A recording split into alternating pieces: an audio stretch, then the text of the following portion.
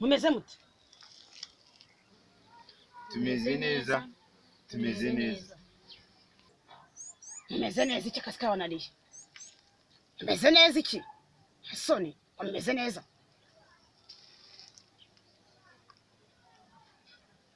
Bigatuma raporo yawe ntago nyibona, ntago inyura umutima wanjye. Nta soni. Niko, we nta nubwo nguhendahenda pe. Uzi ko umwana mufite isaha n'isaha namucishaho. Ariko arahari ni muzima. Nugumya kwitwara neza biragenda neza. Mbigeze kure. Mama manzi ndi kubona ndi kumufata. Okay. We gatumwa. Gerageza. Icyo nshaka nuko mbona uriya mugabo utagisenga. Twamushyize hasi. Minyuro. Ugomba kugerageza. Ugakora mu cyimbo cya mayobera.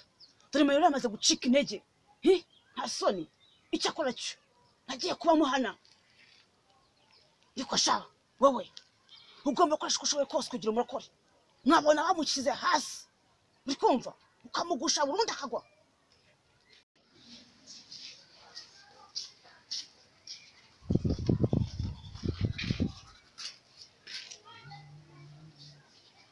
Yesu nami niwe tuwaza.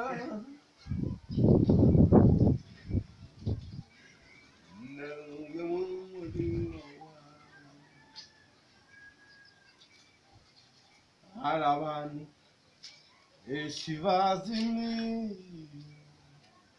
atamenya umwami Yesu Kristo. Ujya kubabwira inkuru nziza agakiza k'ijambo ryawe. Mana yanjye tegeka unkozeho ikara ry'umuriro.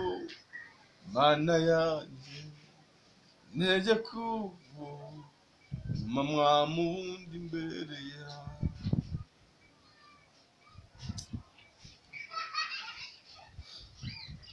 Mama manzi. Mama manzi.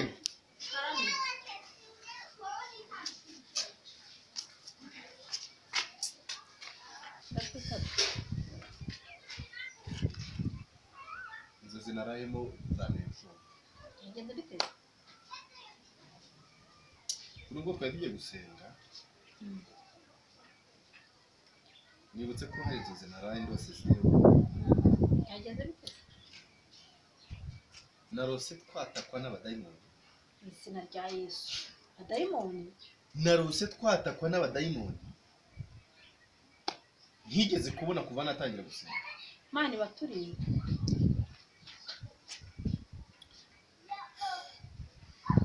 Nabonye ari jewe natakwa n'abadayimoni, mbona nawe watatswe n'abadayimoni, mbona urugo rwacu rubaye umwijima. Nabonaga igicuca cy'ikibudiko kimwe kibyara imvura. Kibuditse hejuru y'inzu yacu. Mani turengere. Ibi bintu birasaba ko tuba maso. Tugasenga. Ibi bintu iyo bitangiye, iyo umuntu atangiye kubona inzozi, wenda nuko udaherutse kumbwira inzozi umaze imisoro, ariko Imana yo mu ijuru nayisabye ngo nawe kwereke bino bintu kugira ngo nawe ubashe kubona uburemere burimo. Ako nanjye bazi imisi ndota nabi. Ndota nabi rwose. Nuko rega umuntu afata inzozi, ari gihe dufata inzozi tukaziba nk'ibintu bisanzwe, tukazifata nk'ibintu bisanzwe, ariko buriya Imana ivugira no mu nzozi. Kandi burya iyerekwa ry'inzozi byuriza mu mashusho ngira ngo urayibona. Ibintu naraye ndose n'ubwa mbere nabibaze kuva nakizwe, kuva nahamagarwa n'umwuka wera w'Imana kankoresha, n'ubwa mbere nabonye inzozi. Ntabwo wabonye mbyuka saa 9 ngatenya gusenga? Ntabibonye. Ahubwo nagushatse ndabazi umugabo agiye hehe muri iri joro. Naho burya urugamba rwari rukomeye. Ahubwo nagira ngo dutangira amasengesho y'imisi 3. Imisi 3 turayihera none ku wa mbere, tuzayasoze ku wa 4 mu gitondo. Nta kintu dushyira mu nzu, nkunda cyo kurya. Kuko ingabo nabonye zaduteye ntabwo ari ingabo zo kujenjeka. Ntabwo ari za zindi za haleluya zo gutera haleluya ngo bagende. Ni ugushira amavi hasi tugatambuye umubiri tugasenga. tugapfukama tugasenga imana ikatwereka kuko by'umwihariko nabonye ingabo zikukikije inzozi zasoje nabi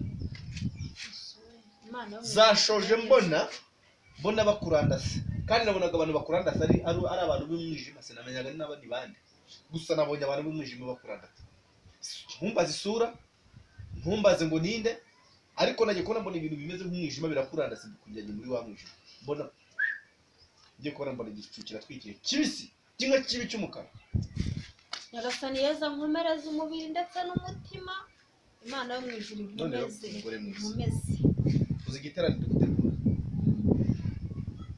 kiri abantu mirimo cyo kujya kuvuga ubutumwa ari muri Uganda ndabizi ntabwo ushobora kugenda rero ntari mu mbaraga ariko biraga binyeretse yuko ngomba gusenga imana ibimbira gukomeza usenge none rero mugabo ati urabizi neza yuko amavuta mfite niyo imana yampa manishimwe ntagufite ngira ngo nisi yahungabana mu buzima bwanjye imana ikomeze gukomeza ariko kuba njye nawe turi amahoro nkubwira gusenga nkabona byumvise neza umva ariko buriya uriya mudamu yakoranije iki reka nkubwire kandi ubwo we nkwingingo uri kumva ugomba gukoresha buryo ki kugira ngo tumushyire hasi uri kumva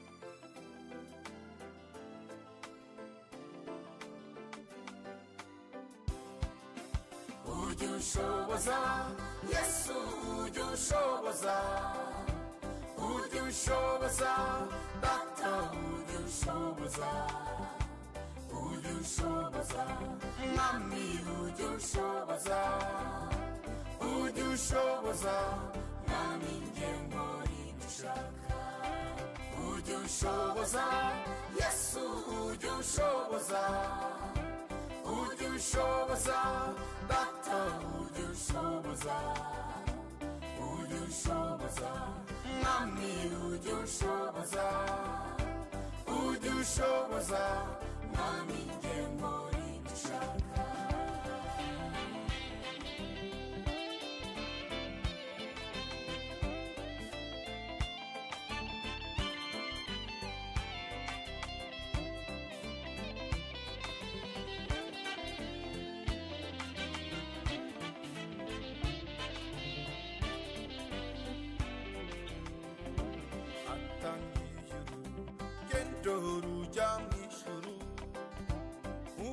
Nambara ishimura